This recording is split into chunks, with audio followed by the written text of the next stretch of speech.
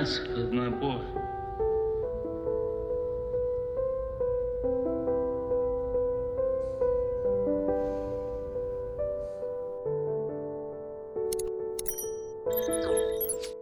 The core set is released and players are starting to figure out what cards are staying and what cards are slightly changed. But unfortunately for some people, they may find that their favorite archetypes may not exist after these changes are made. Before we begin, I just want to remind everyone who isn't subscribed to the YouTube channel to go ahead and hit that sub button. Thanks to Blizzard, we're giving away a Forged in the Barrens bundle to one lucky YouTube subscriber, so check the comments below for more information on that giveaway if you want to increase your chances of winning. But the biggest topic of today is charge. Because of the changes to the core set, Stone Tusk Boar and Bluegill Warrior are completely changed to the point where we can't even really use them anymore for OTKs. And like, it's not even to the point of where these cards are broken to where we have to nerf them. I believe that the reason why they're being changed is because there are some cards that are going to be released, or some cards that will be released in the future in some other expansion that might really break charge. And as of right now, it seems like one of the only classes that has access to charge minions is Demon Hunter with the new legendary that they got. And honestly, I don't think that this card is going to break the meta by any means, just because its requirement is a little bit weak in my opinion, and I'm really not sure if you're going to be able to burst a whole lot of damage with it. It might be a good flex tech, but regardless, I think that they're trying to go in a different direction to where minion damage and minion presence is more important than just suddenly bursting your opponent out of hand. But there's one big issue with these changes, and that's actually affecting one of my favorite decks that has ever existed in Hearthstone. In fact, the only deck that I've ever hit rank 1 legend with in Hearthstone, Anyfin Paladin. This deck is not the optimal list that people are running now, but when this list was popular when I was playing to qualify for the Wild Open, this was like the best list that I could find at the time. Anyfin Paladin was just starting to move from a direction to where Control Paladin wasn't really going to use this card very well, and it started going into a more aggressive build, and I went all in on this aggressive, in-your-face, just going to hit you as hard as I can build, and honestly, I thought it was a really good list. But nowadays, the deck has completely evolved into tip the scale shenanigans, into mana cheat, and suddenly I can understand why Blizzard might want to change this deck. However, it just really makes me sad that one of my favorite decks is not going to be playable once these changes are made to the core set. Like, I'm going to be making a video soon highlighting some of my favorite moments with Anyfin Paladin, and I'll be playing it on stream probably until changes are made. But regardless, it's just, I really don't like how the deck is dying in order to rectify what might come in the future. I think that the biggest issue with Anyfin Paladin right now is the mana cheat that it has, because you're able to do the combo as easily as turn 5, turn 6, and that is the issue. The issue isn't the burst out of nowhere, because if that comes like by like turn 12, turn 13, kind of like how the original version of Anyfin Paladin was, just in case you guys aren't aware or not familiar with the Hearthstone history of Anyfin Paladin, I love that card. I've played it every single meta. But regardless, when it first came out, it was really only in like a control build to where you had to be able to survive until turn 10, obviously, in order to play the card. But you had to be able to control the meta that was very aggressive at the time. I believe that was the rise of Pirate Warrior. I could be wrong about that, but it was probably Zoo or something, but there was some aggro deck that was really, really prevalent at the time. So when the deck first came out, it wasn't as popular and wasn't as powerful as people would imagine. But then as, you know, the test of time started coming by, more cards got added, more Murlocs started. I mean, the Murlocs really didn't change, but the cards around it that pulled the Murlocs really started to make a difference. Finja hit the meta, really being able to solidify how quickly you could pop off the combo to where turn 10 was your combo turn.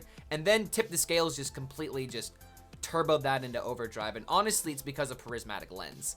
Like, Prismatic Lens offers so many different ways of being able to cheat mana. Also, Norse Dormo the Timeless. Like, Paladin has been given a lot of weird cards, to say the least, in order to make this strategy possible.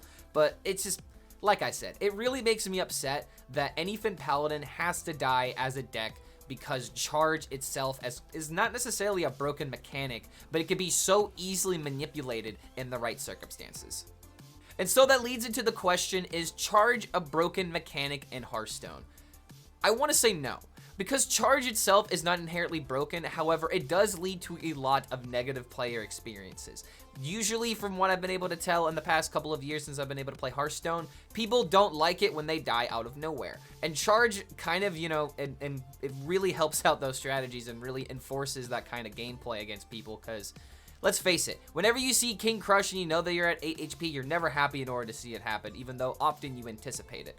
But the biggest thing about charge as a whole is that people don't like being bursted from like more than like 20 damage, I would say. So Leroy Jenkins was very obvious in this, was a very obvious offender during this time.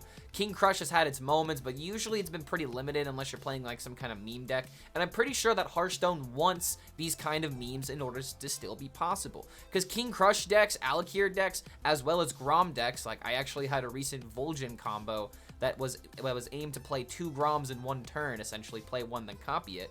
But those kind of decks are really fun, and they are not overall that bad. It's just when those decks are really, really good, that is where it becomes problematic. Were these cards, Boar and Bluegill, really worth nerfing? Some people may not agree. But whether or not you agree with these nerfs or not, you cannot argue the impact that these cards actually have on the meta. Unfortunately, Bluegill Warrior is part of the reason why Anyfin Paladin is so powerful. Like, yes, all the other Murlocs are very, very important. Clearly, you need your attack buffs with the Murloc War Leader, and your old Merc Eye is the reason why you have that other bit of charge, but for some reason, it just seems that whenever there's problems with charge minions, it's usually because of Bluegill Warrior affecting the combo a lot more than usual. Like, especially with the Tip the Scales combo in Wild, Bluegill Warriors are the reasons why the deck does so well. And every now and again, you do low roll with it, but whenever you get that damage, it is so impactful. If you limit it to Rush, suddenly your opponent doesn't have to worry about dying straight out the get-go if you get this insane combo in Wild. And again, like, in case people aren't familiar with this deck in Wild, it wasn't necessarily a problem, but it's a deck that kills you on turn 5, and if you're playing a deck that just like has no way of defeating that, you're obviously going to feel really bad at the end of the day. And that's what I really believe these nerfs are about. It's about not necessarily killing cards that are problematic in the meta, but it's killing negative experiences that will happen in the future if these cards are not dealt with. But do I agree personally with the direction that they're going with charge? I kind of actually agree with it. Because if you look at the 4 cards that are available in the core set that have charge, one of them is 2 mana, it's a 2/2, and it has a really weird effect. Like, it has lifesteal, that's pretty useful, I guess. But the return to hand effect, like, if you buff it, it's not going to maintain its buff. It's just a 2/2 every single turn. If you play an Outcast card that costs 1 mana, then suddenly that is 5 mana that you're committing in order to deal 4 damage.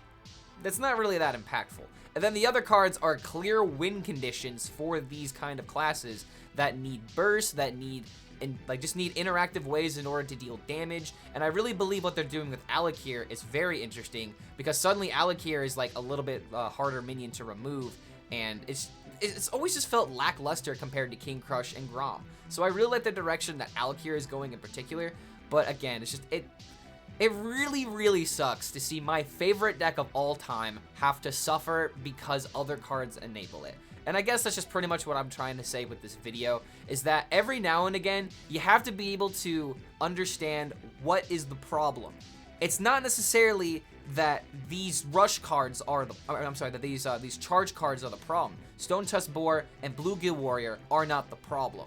It is the cards that surround them that become the problem. And if we want Standard to not just be this format that hits you over and over and over again with these metas that just kill you by turn 4, turn 5, and make you just want to uninstall the game, what's even the point of them staying in the core set if they're just going to keep ruining players' experiences? But in any case, I hope you guys enjoyed this takedown on Boar and Bluegill leaving Standard. Unfortunately, like, it really sucks that this is the second time that this is one of my favorite decks that has ever had to leave because of player frustration, not necessarily because the deck is broken. And that just kind of says more about how I like to play card games, so don't let that, you know, to persuade you in any particular way. I really like decks that just really let me do obscene, ridiculous things, and people don't like being dunked on. That's a very obvious reaction.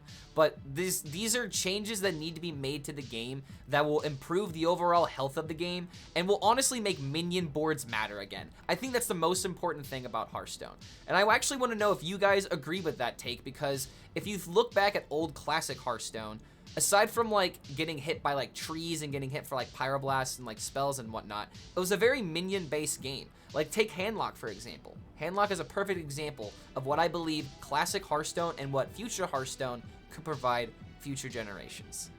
Feel free to let me know in the comments below what you guys agree and disagree with this video. I would love to hear any takes that you have, and I would love to discuss in the comments with you.